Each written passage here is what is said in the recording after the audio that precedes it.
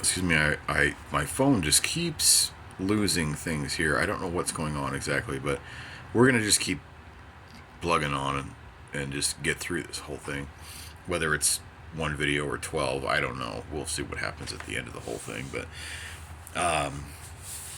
yeah, Generation Swine is it's fast, it's thick, it's heavy, and it really it draws on Nikki Sixx and Tommy Lee's punk rock roots.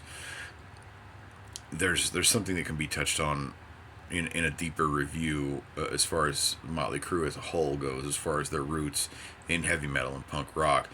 But this one's got that punk sound to it, but again, it's got the heavy metal sound to it, and it's got Vince Neil's vocals all over the top of it. That would be a big standout track for me. Anyway, Generation Swine fits in at number 8. Then we start getting into what I would call the classics. The only thing missing from 2000's New Tattoo would be Tommy Lee. He was off doing a solo thing and a TV show at the time. So Randy Castillo, who was probably most popular at this point in time from Ozzy Osbourne's band, especially from his Live and Loud album, which was probably the best metal live album ever released. The lineup he had at that point in time, the production value, and the performances that added up to this album were terrific. And Randy Castillo obviously made his name known. He's the drummer. And then when they go on tour for this album, after Randy gets sick, eventually he passes away, sadly. Randy gets sick, so they hire Samantha Maloney from Hole to do the drums live on this tour. And she fills in just perfectly, as great as you could expect a drummer to do. Excuse me, especially from a legend like Randy Castillo. And knowing full well that they're having to replace Tommy Lee, who in this genre of music, or a couple of genres of music that they crossed into, was probably a top 5, maybe even a top 2 drummer. When you need to replace a man like that, Randy Castillo did it perfectly in the studio, and Samantha Maloney did it perfectly live throughout that tour. But the band, with Vince back in the fold fully this time, throughout the creation of the album, really brings back the classic Motley Crue sound. But it's updated production-wise for the modern day. Now, later on, Nikki Sixx is going to create a band called 6 a.m. And it's going to have James Michael on lead guitar. And it's going to have, it's going to have DJ Ashba on lead guitar, and it's going to have James Michael on lead vocals. And on the first album, he also played the drums and did a lot of the song arrangements and things like that. Now, James Michael is the producer on this album, and he's also helped Nikki write a lot of the songs to kind of bring back, the classic Motley sound. James was a big fan of Motley Crue back in the day, and he wanted to make Motley Crue sound like they were prior to all of the hoopla that went around Vince Neil leaving the band and the band changing sounds and doing their own thing and sort of different things to the point where they were outside of the music landscape. James Michael said, let's bring this back. And they did a terrific job at that. The initial single off the album, Hell on High Heels, is absolutely classic Motley Crue. This is hair metal at its best with a terrific production value as well. It really sounds like something that could have been in place on the Girls, Girls, Girls album or the Theater of Pain album. If you know Motley Crue, you know those records, you know Hell on High Heels would really fit on those records. And same thing with the title track New Tattoo, which was a power ballad. Really, really fits well with those classic mid to late 80s Motley Crue albums.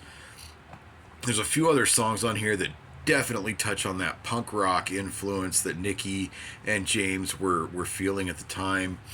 And even Mick Mars sort of threw his hand in as a songwriter musically to spice things up, to make it a little bit faster, and in a lot of cases, maybe a little bit heavier. Also, you've got songs like Hollywood Ending, which is another power ballad, but it's got that flavor to it that's something that you would have heard maybe at the end of Girls, Girls, Girls had they not covered Jailhouse Rock. That would have fit perfectly on that record.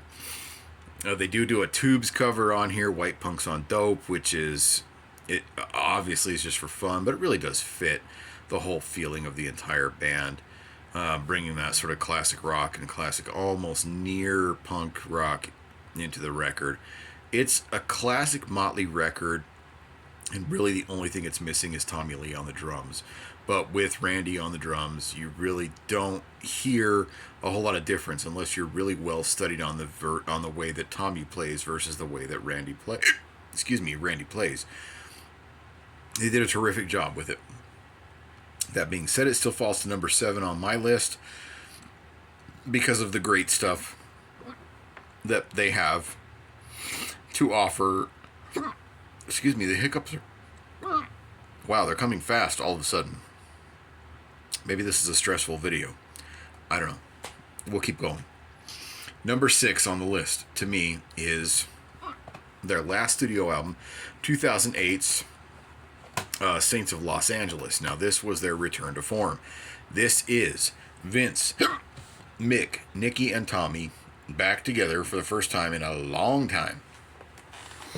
And they started off with a sort of an instrumental noise track, a sample track, which is akin to what they did in 1989 with Dr. Feelgood, which is obviously their biggest selling album. They wanted to sort of recreate that sound. So the intro is brought together by, again, Nicky's friends, James Michael and DJ Ashbaugh. I really hope that you guys can get around these hiccups. I've never had hiccups come this fast before. So we're just gonna see if we can roll with it. Immediately goes into a track, called Face Down in the Gutter. And again, the vast majority of this album is written by Nicky, which he was obviously the main songwriter through their classic years, and DJ Ashbaugh and James Michael, who were his bandmates in 6 a.m. But what they did was, these guys were obviously fans of classic Motley Crue. So they brought this album back to what they thought was the next logical progression for Motley Crue after 1989's Dr. Feelgood, or maybe even after 1991's Decade of Decadence, which was sort of their greatest hits album, which included some new tracks and some live versions of older tracks, re-recorded versions, different mixes of older tracks and things like that. This is sort of the next logical step if you exclude the albums that they released in between. It does a terrific job. Now, obviously, I've mentioned Face Down in the Dirt. The singles on the album, Saints of Los Angeles, the title track, was the first major single, which was absolutely perfect. This would fit right alongside of a Dr. Feelgood or a Kickstart My Heart. And then MF of the Year, as I'm trying to keep this as clean as I can, was another single from the record, something they continued to play in concert when they did the Crue Fest tours, and just sort of kept it in the set list as it's a rocker. It's heavy, but it's also got that almost 89 hair metal sound to it, or 1990, 1991 hair metal sound to it. It does a terrific job, and a lot of the other songs sort of just follow suit with that. Terrific album, but in contrast to the things that they had released prior, back in the classic days, this is where this one falls, is to number 6. Number 5, now we get into the classics. So, I've put, and probably to the chagrin of a lot of Motley Crue fans, I put Girls, Girls, Girls at number 5. Really, you give me their first 5 albums, and it's a toss-up. Except for some certain things. Now, Girls, Girls, Girls was a short album, and it was produced and mixed, or co-mixed, by Tom Werman, who was really trying to make the band a little bit darker and a little bit dirtier than what their party boy image had given them at the time. Now, that party boy image was only there for a single record, but it was something that they grabbed a hold of and ran with. And so, if you take the lead single of Wild Side, or the opening track of Wild Side, which was the second single from the album, that is something that you would grab from Crue's first 3 albums and say this is the perfect mix of exactly the sound that they were trying to create. Terrific song, start to finish, all the way through, and even the music video has a lot of classic clips from when they were in their early years, doing a lot of crazy stuff on stage, a lot of different sort of stuff musically to kind of push the envelope and become the unit that they were, which separated themselves from everybody else in that LA Sunset Strip music scene. Track number 2, which is the title track, and it's called Girls, Girls, Girls. It's the namesake for the album. Again, something that they brought that sort of sleaze and that sort of Hollywood kind of dirty Sunset Strip attitude to it, and really the song itself talks about strip clubs. So even the subject matter is right back where they sort of started from. But then, excuse me. I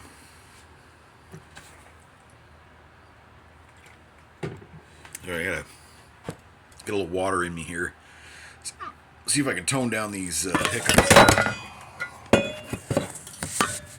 Tone down these hiccups a little bit as I knock my phone over, my camera over as well. The tracks that follow on this, back then, the big thing was cassette, so it was a 2-sided album, but a 10-track album, just basic, straight 10-track album, 5 songs per side. This is exactly what the record companies were looking for. But if you go to songs like Dancing on Glass, Bad Boy Boogie, 5 Years Dead, all in the name of Something for Nothing, you get that serious classic Motley Crue sound with a couple of things added to it, maybe a brass section here and there just to kind of kick things up a notch, make it a little bit louder, a little bit more in your face, which is exactly what they had been doing with their previous 3 albums, a little bit more in your face each time.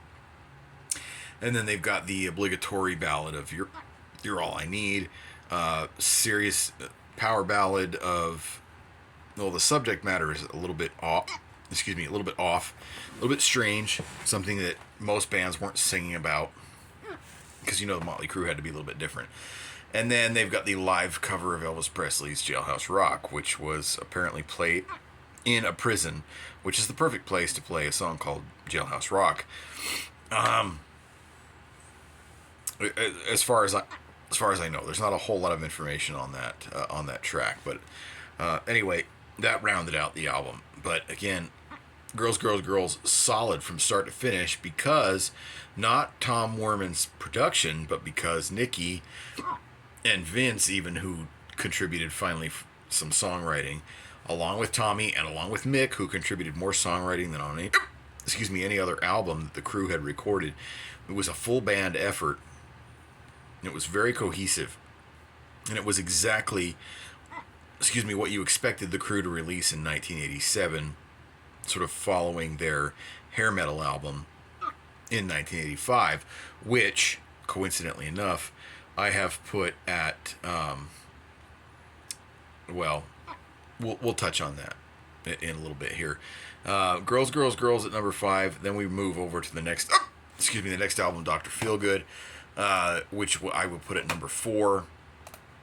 And the main reason for this is the production value of the album. Just, it took what Girls, Girls, Girls did and turned it up a notch. Production was perfect on this album because of a guy named Bob Rock, who you may know from 1991, working with Metallica, which probably produced the greatest rock/metal album to ever be released in the history of music.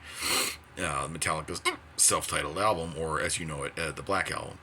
He was the man who worked with the Crue on Dr. Feelgood in 1989, and what he did was he was able to put together first of all, on the back end, a drum sound, which was exactly what Tommy Lee was trying to get through all the years that they had performed together. This was a very thick and heavy, and really the dominating force in the rhythm section of the album was Tommy Lee's drum sound.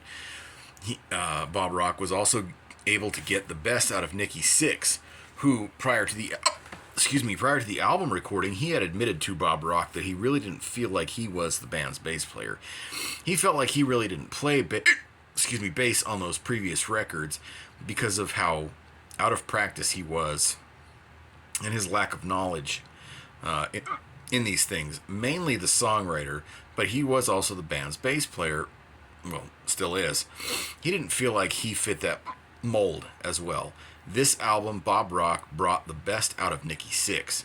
So to put him with Tommy Lee in that rhythm section, excuse me, I have to apologize again. I don't know where these hiccups have come from, but they're really slowing down my process here, and I just apologize for that. But hopefully you can get past this. Anyway, the album is full of songs. Now, it's an 11-track album.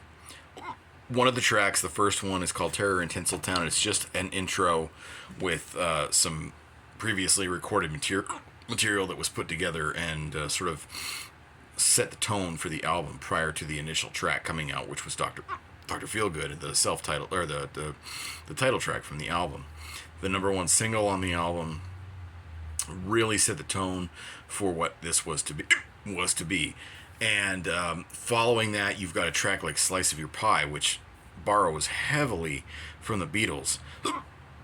So all of a sudden, you can start feeling some of Crue's influences, where they're not only trying to be their own band, but they're also trying to wear some of their influences on their sleeves.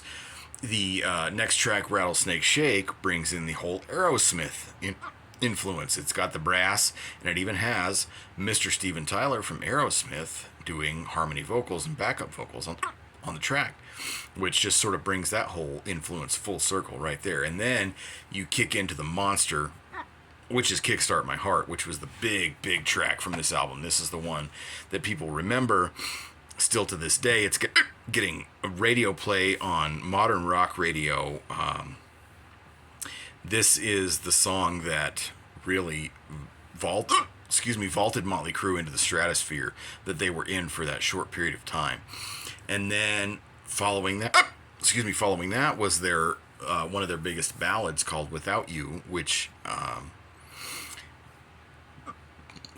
Mick Mars, the lead guitar player, playing a steel guitar, which was totally different and out of character for the band, something that Mick had added, and Bob Rock, the producer, said, yeah, let's go with that. I think it sounds great. And then you flip it over. I don't know if you're listening to it on a CD or a cassette at this point in time, but if it's the cassette, you flip it over and it starts the second side with Same Old Situation, which is in your face, loud, fast Motley Crue. And this is one of the first songs that, when they played it live, you could see Vince Neil actually playing a guitar to augment the rest of the band and to be able to carry those rhythm tracks through while Mick was playing his leads. And then it goes into a couple of plain old album tracks which were top notch at the time. Probably, if you were to take Sticky Sweet and She Goes Down, you would say that if these were the only two songs that were released in 1989, you'd say, okay, so Motley Crue has really stepped it up a notch in their songwriting and their production value. And then it goes to another ballad, which was absolutely huge for the band, called Don't Go Away Mad.